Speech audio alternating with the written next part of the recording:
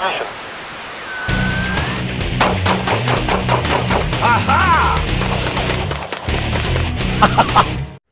Well,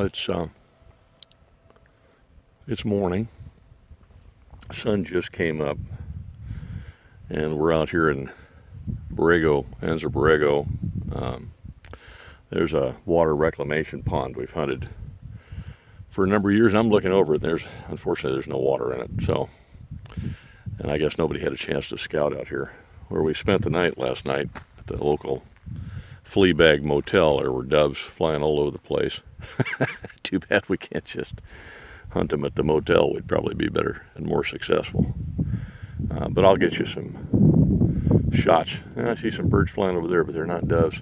I'll get you some shots of the area here real quick. Like I've said before, hunting out here, my buddies like to do it, and for me it's always a bit of a crapshoot, and most of the time I've come out here, hadn't been terribly successful. There's some spots out in Imperial Valley on a couple of farmers' property out there.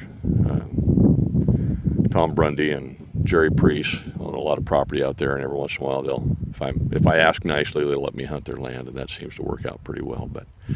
And I've got a house out there in Imperial Valley in El Centro anyhow, but out here in Borrego Springs, it just really is hit and miss. No pun intended. Me, birds, I don't know, maybe it's mostly miss. Anyway, let me get you some pictures of the place. And this big old reclamation pond generally has water in it. And if you get down a little further down that way, you'll see it's a little greener down there. The problem is if you drop a bird in there, you're never going to get it back. And even the dog won't find it. And then that's done. The sun has not quite come up yet. It's starting to rise over the foothills over there.